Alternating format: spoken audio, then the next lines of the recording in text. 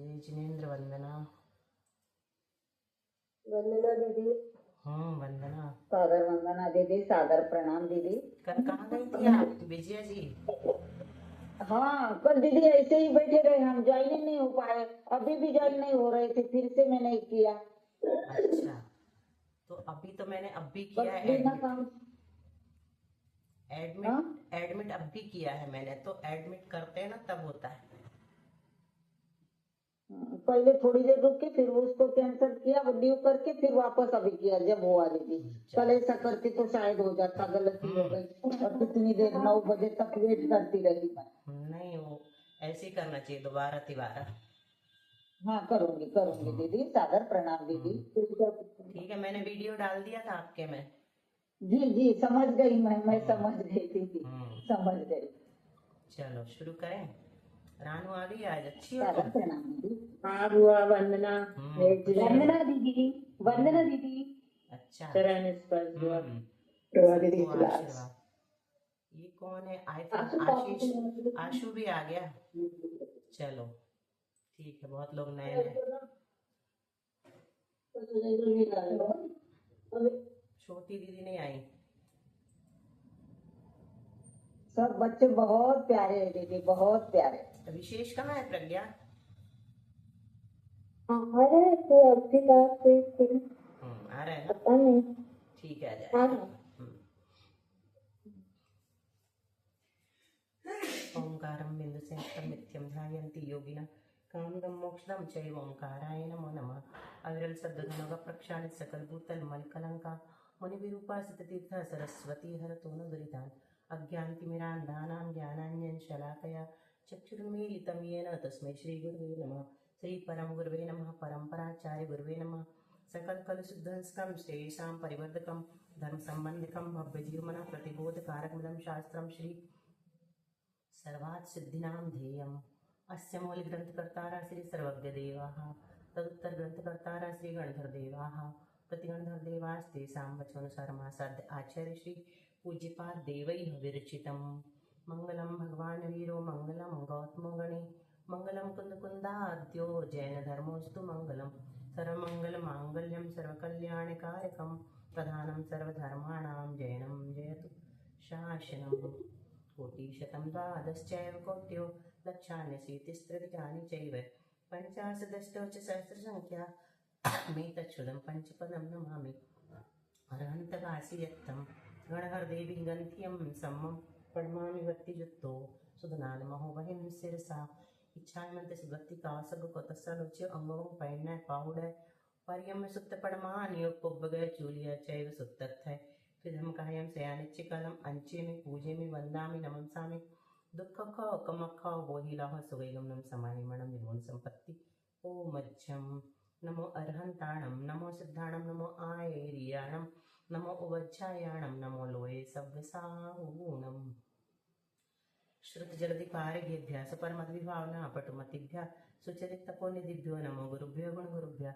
36 गुण समग्गे पंचविहाचार करण सुंदरी से शिष्यानुग्रह कुशले धम्माय सदा वंदे गुरुवती संयमेन यतरन्ति संसार सायरं घोरं चिनन्ति अटकं जम्मन मरणं न पावयन्ति ये नित्यं व्रतमन्त्र होम निरता ध्यानाग्निहोत्राकुला षट्कर्मा विरतास्तपोधन धना साधुक्रिया साधव शीलप्राभरणा गुणप्रहरणा चन्द्रार्कते ज्योतिका मोक्षद्वार कपाटपाटन भटा प्रणमतु मां साधवा गुरुवा पान्तु नो नित्यं ज्ञानदर्शननायकः चारित्रारणगम्भीरा मोक्षमार्गोपदेशका इच्छामि वन्ते आर्यवत्ति कासगो कोतस्सालोच्यो समनान् समदस्य समचारि युद्धानं पञ्चविहाचारणम् आयर्याणम् आयारादि सुज्ञानोपदेशाणम् उवज्झायणं तिरुवन्पालं रयाणं सप्रसावणं नित्यकालम् अंचे में पूजे में वंदामि नमंसामि दुख का कमक का वोहिला हो सुगयम नम समाहिमणं विमोन संपत्ति हो मज्जम।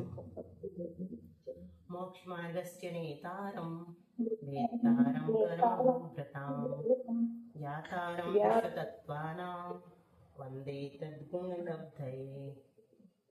आचार्य पूज्यपाद स्वामी जी महाराज की जय। संत शिरोमणि आचार्य गुरु श्री विद्यासागर जी महाराज की जय। आचार्य गुरु श्री समय सागर जी महाराज की जय। आचार्य गुरु श्री प्रज्ञा सागर जी महाराज की जय। परम पूज्य गुरु श्री सरल सागर जी महाराज की जय। तीन कमलों करुणी महाराज की जय। द्वादशांग जिनवाणी माता की जय। संपूर्ण आयिका माता जी की जय। पूज्य गुरुमती दृढ़मती आदि सभी बड़ी माता जी की जय। आरिका श्री चिंतन मती माता जी की जय। आज हम लोग वंदना दीदी। वंदना। आज हम लोगों के बीच में आशीष भी दिख रहा तुम लोगों को? आशीष कौन? नहीं पहचानी? बनारस से छाया दीदी का बेटा। उषा दीदी ने प्रेरणा देके उसको भी ज्वाइन करवा दिया है। आशीष मतलब आंसू? आंसू, हाँ, आशीष मतलब आंसू। अच्छा है, सब बच्चों के लिए है ये क्लास, बच्चों की क्लास है। और नीलेश भैया भी हैं हमारे कंचन विहार वाले, अग्रवाल कॉलोनी के, उषा दीदी के स्वाध्यायी। चलो, बहुत लोग लाभ ले रहे हैं ना, खुशी की बात है, सबकी अनुमोदना करो। तो कल पूछा था 6 संगणन के नाम, ठीक है, सब लोगों को अच्छे से याद हो गए होंगे। तो ये कौन से कर्म के भेद हैं 6 संगणन? कौन बताएगा? मैं बताऊं बुआ? बिल्कुल बताओ। नाम करने के। बोलो, क्या बता रही थी तुम प्रज्ञा? ये कौन सा है वो मैं बताऊं ऐसा कुछ? हाँ, तो कौन सा है बताओ, रिपीट करो। नामकरण। नामकर्म पता था तुम्हें? हाँ ठीक है। 8 कर्मों के नाम कौन बोलेगा? कोई भी नहीं बोलेगा, जिससे बोलेंगे वही बोलेगा। आशु पता है? हाथ उठा रहे तुम, ऐसा लग रहा।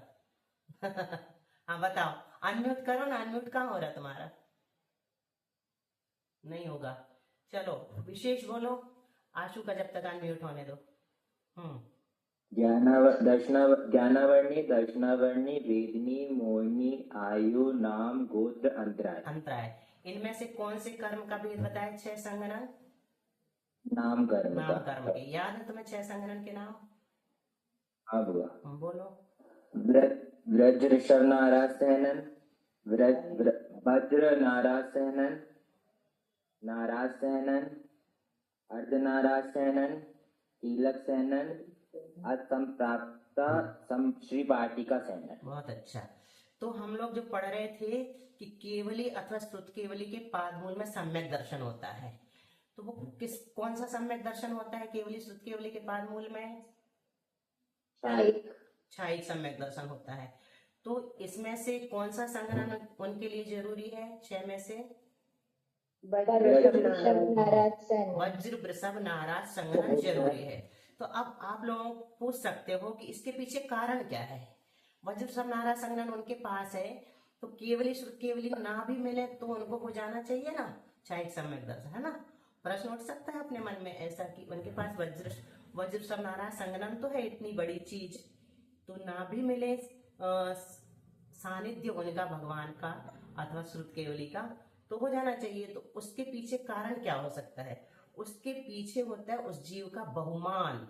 बहुमान मतलब बहुत सारी कृतज्ञता, आदर और सम्मान का भाव। जैसे अपने गुरु का नाम नहीं छुपाना, ये बहुमान कहलाता है। ये सम्यक दर्शन किसके, ये काय में आता बहुमान, पता है? बताओ कोई। बहुमानाचार। आभा दीदी की आवाज है। ज्ञानाचार के भेद में। आज ऐसा लग रहा है आभा दीदी है ना?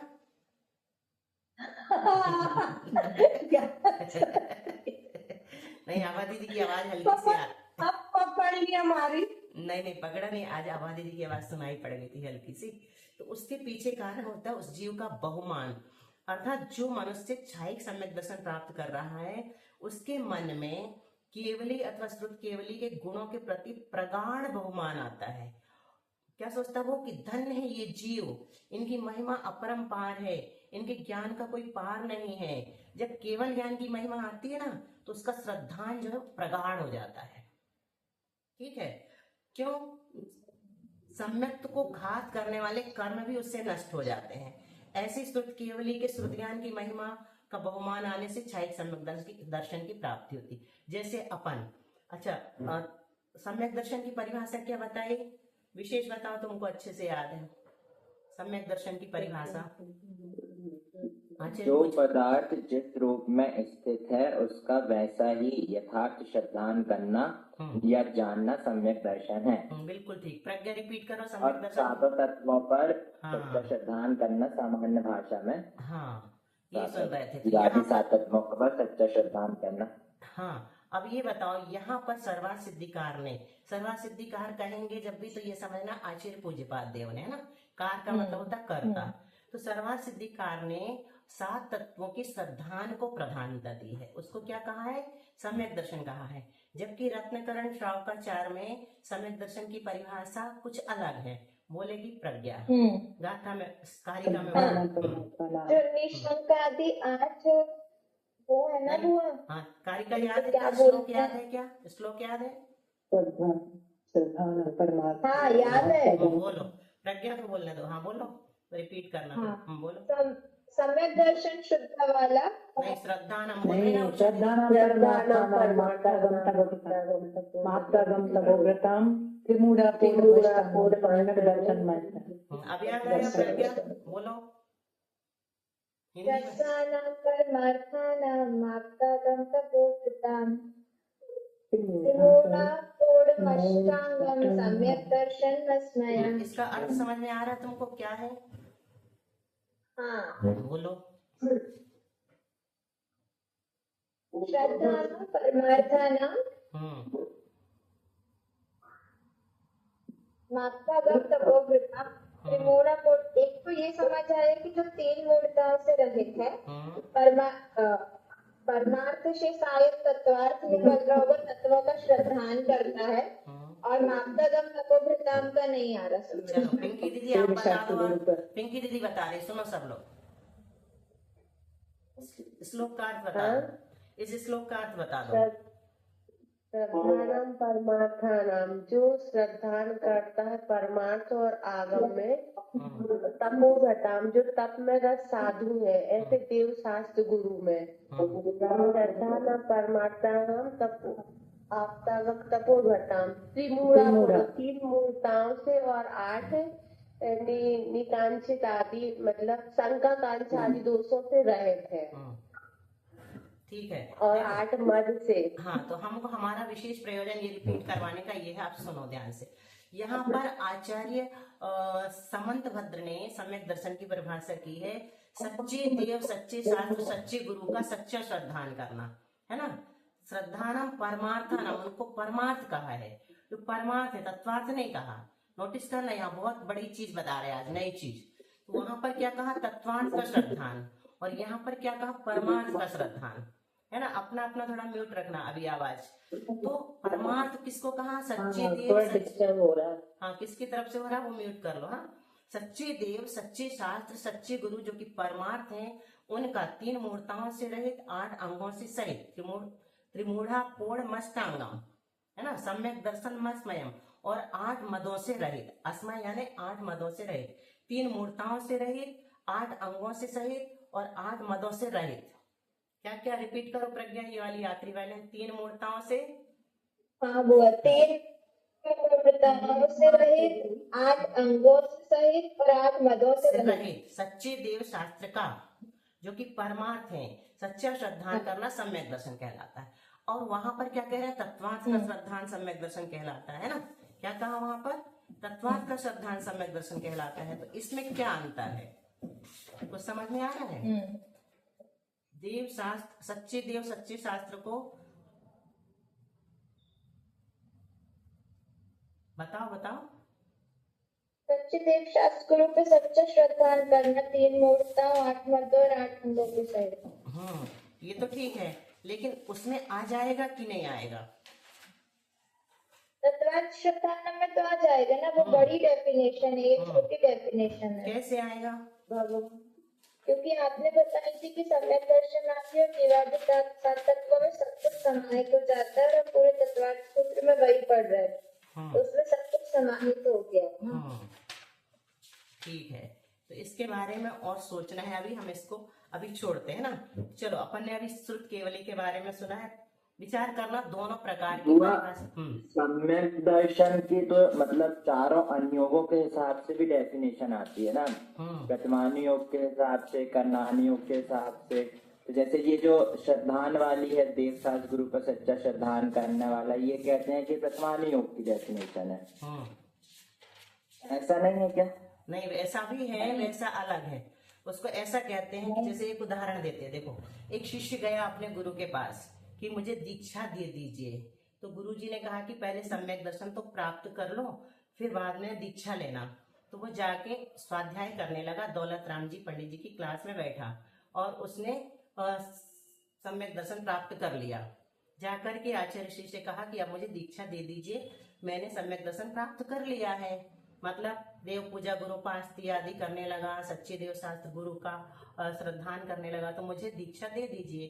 उससे पहले की बात। तो आचार्य कहते हैं अभी तुम पंडित दौलत राम जी के सम्यक दृष्टि बने हो, अभी और जाकर के स्वाध्याय करो, फिर जाकर के तुम्हें दीक्षा मिलेगी। तो वो जाकर के स्वाध्याय करता है तो 3 मूर्ताओं का त्याग करना सिखाया जाता है, 8 अंगों का पालन करना सिखाया जाता है, 8 मदों का त्याग करना सिखाया जाता है, और क्या निरतिचार व्रतों का पालन करने की शिक्षा उसे मिल गया। वो फिर से गया, मुझे दीक्षा दे दीजिए। तो आचार्य कहते हैं अभी तुम आचार्य समंतभद्र की क्लास के सम्यक दृष्टि बने हो, अभी और अध्ययन करो। फिर जाकर के वो कुंद देव की क्लास में बैठते हैं। वहां पर क्या कहते हैं, आत्मा अलग है, शरीर अलग है, इसका नाम सम्यक दर्शन है ना। शरीर भिन्न है, आत्मा अलग है, इसका नाम सम्यक दर्शन। जब इतना भेद विज्ञान हो जाए तो 3 प्रकार की कैटेगरी मिल गई ना, एक पंडित दौलत राम जी का सम्यक दर्शन, एक आचार्य समंतभद्र जी का सम्यक दर्शन, एक आचार्य कुंद देव का सम्यक दर्शन। तो भेद विज्ञान कैसे होता है, आत्मा अलग है और शरीर अलग। क्या है उसका उदाहरण देते हैं कि जब सिर में दर्द होना तो ये सोचना चाहिए कि पड़ोसी के सिर में दर्द हो रहा है, मेरे सिर में दर्द नहीं हो रहा है। मतलब शरीर को अपना पड़ोसी समझो, ये भेद विज्ञान कहलाता है। लेकिन हम लोग के अंदर इतना राग और मोह होता है कि पड़ोसी के भी सिर में दर्द होता है तो हमें लगता है हमारे सिर में दर्द हो रहा है, होता कि नहीं। तो इतना भेद विज्ञान जब आ जाए तब कहीं जाकर के अपन सम्यक। तो जो तुम कह रहे हैं ना विशेष, तो वो कई प्रकार से सम्यक दर्शन बनता है ना। प्राथमिक अवस्था का अलग होता है, जम सक्कई तम कीरई जम चन सक्कई तहैव सद्दहनम सद्दह मानो जीवो सम्मा इट्ठी मुने अबो, ऐसी गाथाएं भी आती। जितना बन सके उतना करो, जो नहीं बन सकता उस पर श्रद्धान करो, श्रद्धान करने वाला जीव सम्यक दृष्टि कहा जाता है। इस प्रकार से। दीदी 1 मिनट बोलो दीदी। हाँ बोलिए। आपने भेद विज्ञान कहा ना, समय सारजी का कलश लिखा है आचार्य अमृत चंद्र देव ने। भेद विज्ञान सिद्धा सिद्धा ये किल केचन अस्यैवा भावतो बद्धा बद्धा ये किल केचन। समय सार कलश। तो आज समझा दो इनको। आप गाथा बोलती हो, आप नहीं बताती हो। जी जी दीदी बता रही हूँ। आज तक भेद विज्ञान सिद्धा। हाँ, इस प्रश्न का जवाब हम कल देंगे, तुम लोग सोच के आना है ना कि इतना अंतर क्यों है दोनों में। ठीक है, आज इसलिए नहीं दे रहे क्योंकि विषय शुरू करना है। और विजय जी की गाथा का हाँ, आज तक जितने भी सिद्ध हुए भेद विज्ञान सिद्धा, भेद विज्ञान से ही सिद्ध हुए, और जो आज तक बंधे हुए है वो भेद विज्ञान के अभाव में ही बंधे हुए है। बहुत अच्छा। ये यार मतलब भेद विज्ञान तक अपने को जाना है, इस स्वाध्याय का परम लक्ष्य जो है वो पूरा हो जाएगा। चलो, अब हमने क्या कहा, श्रुत केवली की बात चल रही थी। अब तुम लोग पूछोगे श्रुत केवली किसे कहते हैं, कोई बताएगा श्रुत केवली किसे कहते हैं? जिनको पूर्ण द्वादश का ज्ञान हो और पूर्व 11 अंग का। हाँ, द्वादश अंग वही कहलाता। तो जो अंग प्रविष्ट और अंग बाह्य की संपूर्ण ज्ञाता होते हैं। अंग प्रविष्ट में कौन से आते हैं? 11 अंग कौन से हैं? पहला अंग का नाम बता दो तो समझ जाएंगे। पहले आचार अंग, हाँ बस ठीक है, वही अंग प्रविष्ट कहलाते हैं, आचार अंग आदि। और अंग बाह्य कौन से कहलाते हैं? एक नाम बता दो उषा दीदी। प्रकीर्णक आदि कह देते उसको, प्रकीर्णक आदि कहलाते। तो जो अंग प्रविष्ट की और अंग बाह्य की संपूर्ण ज्ञाता होते हैं, उस भाव में असंयम को प्राप्त नहीं होते। उस भाव में वो असंयम को प्राप्त नहीं होते और संसार काल में मिथ्यात्व को प्राप्त नहीं होते। और उनके कितने भाव बचते हैं? नियम से 3-4 भावों में निर्वाण को प्राप्त कर ही लेते हैं, वो श्रुत केवली कहलाते हैं। तो चलो, ये तो भूमिका थी। अब हम चलते हैं बाह्य साधन जो हम दीदी पढ़ फिर से एक बार बता दीजिए श्रुत केवली का। श्रुत केवली का बताया ना, जो अंग प्रविष्ट और अंग बाह्य के ज्ञाता होते हैं, संपूर्ण ज्ञाता होते हैं, और उस भाव में असंयम को प्राप्त नहीं होते, उस भाव में। ठीक है, मतलब संयम को प्राप्त नहीं कर सकते, असंयम को छठे सातवें गुण हाँ, स्थानवर्ती वही होते हैं मैंने ना, सुना नहीं था जी। हाँ, जी, जी। इसीलिए आपने पूछा। उस भाव में असंयम को प्राप्त नहीं होंगे, मतलब नीचे नहीं गिरेंगे। और संसार काल में, मतलब जितना संसार बचा उनका 3-4 भाव, उसमें मिथ्यात्व में नहीं जाएंगे वो, और नियम से 3-4 भाव में मोक्ष को प्राप्त कर लेते हैं, वो श्रुत केवली कहलाते हैं। तो हम लोग का क्या चल रहा है? साधन, है ना। साधन 2 प्रकार के हैं, अभ्यंतर और बाह्य। ये हमने पढ़ लिया था, नरक गति में चल रहे थे, है ना, तीसरी पृथ्वी तक। तो नारकी जीवों के तीसरे नरक तक 3 कारण बनते हैं। कौन बताएगा 3 कारण? श्रुति भाभी। जाति स्मरण, धर्म स्मरण, हाँ, जाति स्मरण, हाँ, स्मरण, धर्म श्रवण और वेद। और बच्चों में सबको याद? श्रुति भाभी बोल रहे हैं, रिपीट करो भाभी। हाँ, धर्म श्रवण, वेदना विभाग। हाँ, वेदना विभाव, जाति धर्म स्मरण। श्रवण, ठीक है। वेदना विभाग। हाँ, तो हमने बताया था जाति स्मरण कब होता है? प्रज्ञा बताएगी अब। पूरा मैं बोलूं? हाँ, प्रज्ञा जब उसका जिसमें जीव का नरक गति में जब जन्म होता है, तो जन्म के पहले समय से लेके अंतर मुहूर्त से पूर्व तक जो ठीक है। जाति स्मरण होता है, उसी से सम्यक दर्शन होता है। मतलब जन्म लेने के बाद क्या होता है? पर्याप्तियां पूर्ण हुई, विश्राम लिया, उसके बाद जाति स्मरण हो तो वह सम्यक प्राप्ति का कारण बन सकता है, बने तो। और जाति स्मरण होना अलग बात है, और जाति स्मरण पूर्वक सम्यक होना अलग बात है। मतलब जन्म लेने के प्रथम अंतर मुहूर्त के बाद ही जाति स्मरण का प्रसंग आता है अगली टीकाओं में, है ना। इसमें नहीं आएगा, सर्वांश सिद्धि में नहीं मिला है। अच्छा, और देवगति का भी ऐसे बताया था ना, देवगति का भी जाति स्मरण उत्पन्न होने के अंतर मुहूर्त के बाद ही हो जाता है। अब जाति स्मरण किसे कहते हैं? किसे पता है? अच्छे से बताना। पूर्व याद रह जाना। हाँ, तो अपने पूर्वभाव का ज्ञान हो जाना। तो नरक में उत्पन्न होने के बाद सबको होता क्या? नहीं, जरूरी नहीं है ना। तो जाति स्मरण का कारण क्या बनता है? मति ज्ञाना वर्ण कर्म का क्षयोक्षम विशेष, इससे जाति स्मरण होता है ना। मति ज्ञान वर्ण कर्म जिसका जितना मति ज्ञान वर्ण कर्म का क्षयोक्षम है ना, उसका ज्ञान उतना ही निर्मल होता चला जाता है। अच्छा देखो, भगवान के समोसरण में हमें कितने भाव दिखते हैं? पूर्व के 3, भविष्य के 3 और एक वर्तमान। हाँ, तो काय में दिखते वो? मंडल में। हाँ, मंडल में। मंडल में और बावड़ी में भी दिखते हैं। लेकिन जाति स्मरण में कितने भाव दिखेंगे? पूर्व का एक पहला भाग। नहीं, जाति स्मरण में भी 7 भाव दिखते हैं, लेकिन सब भूत के दिखते, भविष्य के नहीं दिखते। अच्छा, ये अंतर है दोनों में। भूतकाल के दिखते हैं, और भविष्य का अगर उसका कोई भाव नहीं होगा तो और भी नहीं दिखेगा। वहां पे क्या होता, देखो आवाज कहाँ से आ रही? देखो प्रज्ञा, तुमसे प्रश्न है, अगर कोई जीव उसी भाव से मोक्ष जाने वाला है तो उसको भावमंडल में कितने भाव दिखेंगे? तो 4 ही दिखेंगे, पूर्व के 3 और वर्तमान का 1। नहीं, 7 दिखेंगे। अब बताओ कैसे दिखेंगे 7? तो पिछले 6 और अभी प्रेजेंट का 1। ऐसे ही पिछले 6 दिखते हैं और प्रेजेंट का 1 दिखता है। अब हमने पढ़ लिया था बाकी का कि उसको कैसे वेदना से कैसे होता है, याद है ना? वेदना से कैसे होता है? नारकी को क्या सोचता है वो वेदना होती तो?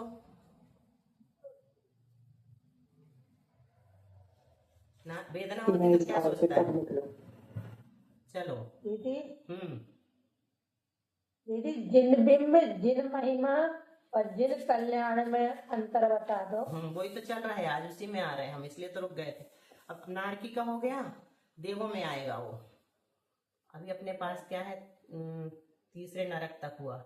चौथे से 7वें नरक तक किन्हीं के जाति स्मरण, किन्हीं के वेदना विभाव से सम्यक दर्शन होता है। इसमें से क्या घट गया? फटाफट बोलो। धर्म श्रवण, हाँ बहुत धर्म अच्छा, श्रवण, धर्म श्रवण घट गया है ना। वेदना भावी, कहाँ वेदना को कहाँ घटा? चौथे से सातवें अच्छा लगन तक। चौथे से सातवें, हाँ हाँ तीसरे तक तो ले लिया। किसी के जाति स्मरण और वेदना अनुभव, दो ही बचा। अब आ जाओ त्रियंच में। ठीक है, त्रियंच का पहले बता दें, फिर सविता का देव में आ जाएगा। ठीक है, त्रियंच गति में चले। 3 रहेंगे दीदी। त्रियंच गति में बताओ कौन कौन से 3 रहेंगे। जाति स्मरण, देव दर्शन, धर्म श्रवण। जाति स्मरण, धर्म श्रवण और जिनबिंब दर्शन। जिनबिंब दर्शन तो देखो त्रियंच भी जिनबिंब दर्शन कर लेते हैं। ये तुम लोग के प्रश्न में आएगा, यानी गुरु के दर्शन भी तत्वार्थ श्रद्धान है। गुरु का दर्शन किया था ना सिंह की पर्याय में, किसने किया था? महावीर स्वामी। महावीर भगवान ने। ठीक है, हाँ, त्रियंचों को धर्म श्रवण मनुष्य किससे होता है? त्रियंचों को धर्म श्रवण कौन करवाएगा? मुनि नहीं, कौन कौन सी गति के लोग करवाएंगे? कौन सी अच्छा, गति? देव भी करवा सकते, मनुष्य भी करवा बहुत सकते। अच्छा। मनुष्य और देव। हाँ, और आपस में आपस में क्या? आपस में नहीं हो सकता, बिल्कुल सही। आपस में बिल्कुल नहीं हो सकता। देव और त्रियंच और नारकियों को आपस में धर्म श्रवण नहीं होता है ना, क्योंकि त्रियंच तो बोल ही नहीं सकते और नारकी जो है लड़ते झगड़ते रहते हैं, अपन ने पढ़ लिया। तो मनुष्य और त्रियंचों में जाति स्मरण उत्पत्ति में कारण बन सकता है, लेकिन वो कितने वर्ष के बाद बनेगा? अपन पढ़ रहे हैं ना त्रियंचों में जाति स्मरण, तो जाति स्मरण कितने समय बाद कारण बनेगा? मनुष्यों में बताओ पहले। मनुष्यों में अगर जाति, देखो प्रश्न सुनो। 8 वर्ष, सही है। 8 वर्ष अंतर मुहूर्त बाद अगर जन्म जाति स्मरण होता है तो मनुष्य को सम्यक दर्शन में कारण बन सकता है, लेकिन त्रियंच को अलग रहेगा काल। त्रियंच का बताओ। पृथक तो बताया था आपने 3 से 9 दिन तक। हाँ, पृथक तो वर्ष तो गर्भस्थ त्रियंच का है, और समूर्छन त्रियंच का किसी को याद है? प्रज्ञा मेघा आ गई क्या? मेघा भी नहीं होगी, बोलो। श्रुति भाभी, शालू। समूर्छन त्रियंचों को कितने काल बाद हो सकता है? महामत्स्य को, महामत्स्य समूर्छन त्रियंच है ना। अंतर मुहूर्त। हाँ, 3 अंतर मुहूर्त। और भोग भूमिया जीवों को सविता बताओ, आवा दीदी से पूछ के। भोग भूमियों को वो भूमि में तो 21 दिन है, 26 दिन है, 26 नहीं, 21, उत्तम 35, भूमि का 21 49। दिन है। हाँ, 21, 35, 49 दिन के बाद जाति स्मरण कभी भी हो तीनों सकता के है। अलग अलग। तो ये अच्छा, चलो अब थोड़ा बच्चों से पूछ ले। अब बड़े लोग शांत है ना, अब बड़े लोग शांत हो जाओ। प्रज्ञा या विशेष बताओ, क्या समझ में आया त्रियंच का? दीदी सबको म्यूट करने का बोलेंगे दीदी। हाँ, बहुत सब लोग देर हो रहा है। अपना म्यूट कर लो थोड़ी देर के लिए। त्रियंचों को जाति स्मरण, समूर्छन जीवों का जो है 3 अंतर मुहूर्त में होगा। बहुत अच्छा। भोग भूमि के जीवों का 21 दिन में, और सामान्य वाला 3 से 9 दिन ना। हाँ, 3 से 9 क्या बताया था? सामान्य त्रियंच जो होते हैं अपने उनका कर्म। दिन नहीं, उनका वर्ष है। त्रियंच उनका वर्ष है, ये ध्यान रखना। 3 अच्छा, से 9 वर्ष है। हाँ, 3 से 9 वर्ष के अंदर पृथक तो वर्ष कहते हैं उसको। अच्छा, एक बात बताओ, चलो तुम लोग, पृथकत्व का 3 से 9 की संख्या ही क्यों ली पृथकत्व में? किसी को समझ में आ रहा है? जैसे मनुष्यों का रहता होगा 8 वर्ष वाला, जैसे सम्यक दर्शन में अपन ने पढ़े थे। हाँ, तो पृथक जो है ना, ये आगमिक संज्ञा है। इसको 3 से 9 ऐसा फिक्स कर दिया है इसलिए क्योंकि जैसे अपन बोलते इकाई की संख्या लिखो, तो तुम कहाँ तक लिखोगे? एक इकाई अकेली 1 से लेकर 9 तक। हम बोलेंगे दहाई की लिखो, तो कहाँ से कहाँ तक लिखोगे? 1 से लेकर 10 तक, 10 2 से लेकर 10 तक, 10 से 99 तक 2 आना चाहिए ना। दहाई मतलब 2 संख्या, इकाई मतलब 1 संख्या। 2 दहाई पूछ रहे हैं। तो ऐसे पृथक तो जो है ना, एक संख्या बना दी, उसमें 3 से 9 तक की संख्या आएगी, उससे अधिक नहीं आएगी, ऐसा समझो। अब चलो अपन आगे चलते हैं। त्रियंचों का हो गया, मनुष्यों के भी इसी प्रकार जानना चाहिए। देवों में आ गया सविता दीदी का प्रश्न। किन्हीं के जाति स्मरण, किन्हीं के धर्म श्रवण, किन्हीं के जिन महिमा दर्शन और किन्हीं के बोलो देववृद्धि दर्शन। हाँ, तो जिन बिंब दर्शन क्या है पहले तो ये बताओ, सबके हिसाब से, सबके तरीके, सबकी अपेक्षा से। जिनेंद्र भगवान का दर्शन, जिन हाँ, प्रतिमा का दर्शन। जिन बिंब जिन दर्शन प्रतिमा- मतलब हमारे द्वारा प्रतिष्ठित प्रतिमाएं वो बिंब कहलाती हैं। और जिन महिमा जो है वो पंच कल्याणकों में तीर्थंकरों की जो महिमा होती है, गर्भ कल्याणक, जन्म कल्याणक, तप कल्याणक, ज्ञान कल्याणक, मोक्ष कल्याणक, देवताओं के द्वारा जो चित्र विचित्र रूप से व्यवस्थाएं की जाती है उसको जिन महिमा कहते हैं। और क्या पूछा था, देवरिद्धि है ना, देवरिद्धि। नहीं, जिन कल्याणक। जिन कल्याणक और क्या मैं पूछा था, देवरिद्धि ना। हाँ, तो देवरिद्धि जो है, देवरिद्धि अब आ रहे हैं उसमें, तो ठीक है। पंचमेरु या नंदीश्वर द्वीप के जो अकृत्रिम चैत्यालय है वो भी जिन महिमा में आ जाते हैं। तो देवों के लिए जिन बिंब दर्शन कहा कि नहीं कहा? नहीं कहा, नहीं कहा। क्यों नहीं कहा? क्योंकि जिन महिमा से उनको होता है, जिन बिंब से नहीं होता। जिन बिंब जो है ना, देखो कहाँ डाला देवों का, देखो नहीं डाला ना, किन्हीं के जाति स्मरण, किन्हीं के धर्म श्रवण, किन्हीं के जिन महिमा, तो जिन बिंब छोड़ दिया है, जिन बिंब से नहीं होता उनको। जिन महिमा किसमें होती है? अकृत्रिम चैत्यालय के जो बड़े बड़े जिन बिंब के दर्शन करते वो, और पंच कल्याणकों में जो महिमा का दर्शन करते वो सब जिन महिमा में आ जाता है। कहाँ से आवाज आ रही? ठीक है, नंदीश्वर आदि भी जिन महिमा में हाँ, आ जाते हैं ना, वो सब जिन महिमा में आ जाएंगे। नंदीश्वर की वंदना मेरी कर, आकृति चैत्यालय फिर सभी आ जाएंगे। सभी आ जाएंगे। तो कहाँ से आवाज आ रही है? म्यूट करवाओ। देववृद्धि दर्शन में नहीं आ जाएगा। देवरिद्धि बहुत हटके है, वो हम बता रहे तुमको, है ना, देवरिद्धि क्या कहलाती है। तो पहले जिन महिमा समझ लो। तो ग्रैव्यक के देव यहाँ आते हैं कि नहीं? नंदीश्वर द्वीप की वंदना करने जाते हैं कि नहीं? नहीं जाते बुआ। तो उनके लिए जिन महिमा भी कारण नहीं बनती, क्योंकि जिन महिमा प्रत्यक्ष में होती है। विद्याधर लोग तो जा सकते हैं, है ना, जन्म कल्याणक के समय मेरु पर्वत पे भी जा सकते हैं, जन्माभिषेक भी देख सकते हैं, पंचमेरु की वंदना भी कर सकते हैं, और अकृत्रिम चैत्यालय में जो विशाल विशाल प्रतिमाएं होती है उनकी भी दर्शन कर सकते हो, लेकिन ये नहीं जाते ग्रैव्यक के देव। तो ऐसे ही तप कल्याणक के केवल ज्ञान के समय विशाल संवत्सरण की रचना, ये सब क्या कहलाई? अपनी जिन महिमा है ना। ठीक है, यहाँ देवों में 13वें स्वर्ग से पहले लेना, 12वें स्वर्ग तक, है ना, भवनत्विक से लेकर के 12वें स्वर्ग तक 4 साधन है। कौन कौन से? ये जो बताए ये कहाँ तक है? 12वें स्वर्ग तक। ये लिखा है ज्ञान अवस्था, आनत, प्राणत, आरण और अच्युत से पूर्व तक जानना चाहिए। तो आनत कौन सा स्वर्ग है? 13वां। तो इससे पहले तक यानी 12वें स्वर्ग तक ये 4 कारण बनते हैं। ये क्लियर हो गया यहाँ तक? इसको अच्छे से समझना है ये वाला। तो देवों में जाति स्मरण, धर्म श्रवण, जिन महिमा दर्शन और देवरिद्धि दर्शन, ये व्यवस्था आनत से पहले है। आनत क्या है? 13वां स्वर्ग है। आनत प्राणत 13, 14, आरण 14, आरण अच्युत 15, 16, और देवरिद्धि को छोड़कर शेष 3 साधन पाए जाते हैं। यह व्यवस्था आनत से पूर्व तक है।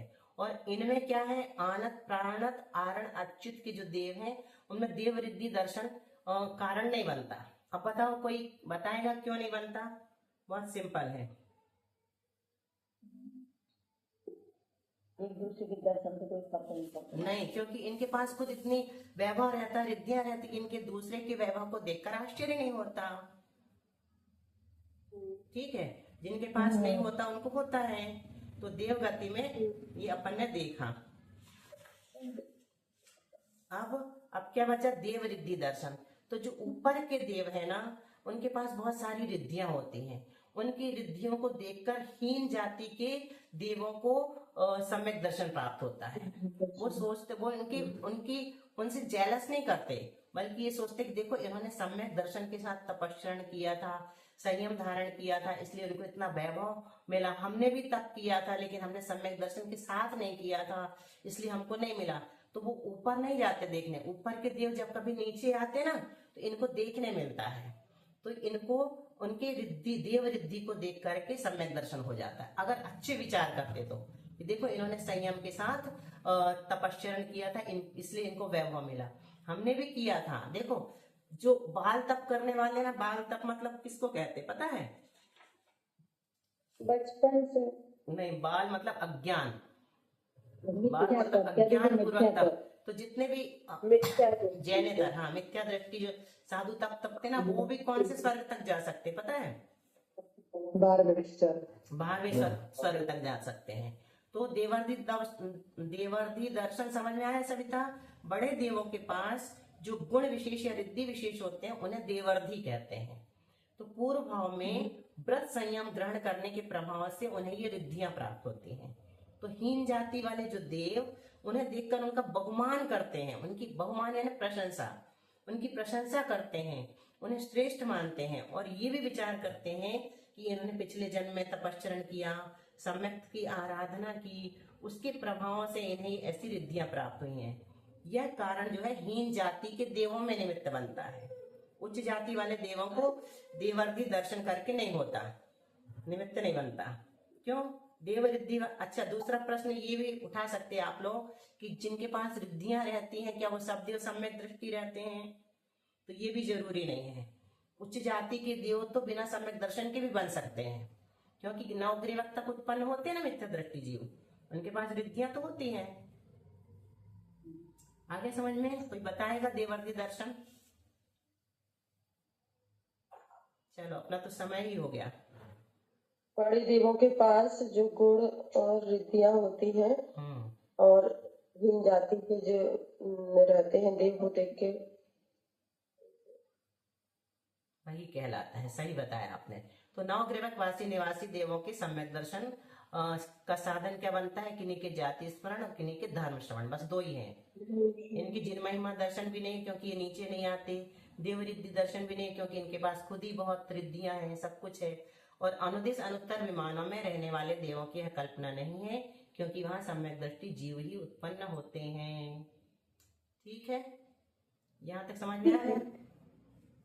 अब आज तो छोटी दीदी का टाइम ही नहीं बचा, अपन ने बहुत सारा विषय ले लिया। कहाँ है छोटी दीदी? रहने दो, बोल करने श्रेयस है कि नहीं? जिनवाणी स्तुति प्रज्ञा करेगी।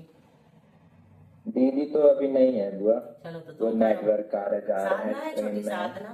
भैया कर देगा, भैया। भैया है, बोलो श्रेयस। अब हुआ। करो करो, बहुत अच्छा। शास्त्र श्रवण में मेरे द्वारा जो कहीं कहीं प्रमाद से कुछ अर्थ वाक्य पद मात्रा छूट गई, सरस्वती मेरी उस त्रुटि को कृपया क्षमा करें और मुझे कैवल्य धाम में मां विलंब भरे। वांछित फलदात्री चिंतामणि सदृश मात्र तेरा, वंदन करने वाले मुझको मिले पता मेरा। बोधि समाधि विशुद्ध भावना आत्म सिद्धि मुझको मिले और मैं पा जाऊं मां मोक्ष महासुख को। जहाँ वाणी के ज्ञान से सूझे लोकालो, सो वाणी मस्तक नमस्का देत हो। देव भजो अरिहंत गुरु सेवा निर्ग्रंथ, दया धर्म पायो सदा यही मोक्ष का फल। वाद संग में जिनवाणी माता की जय।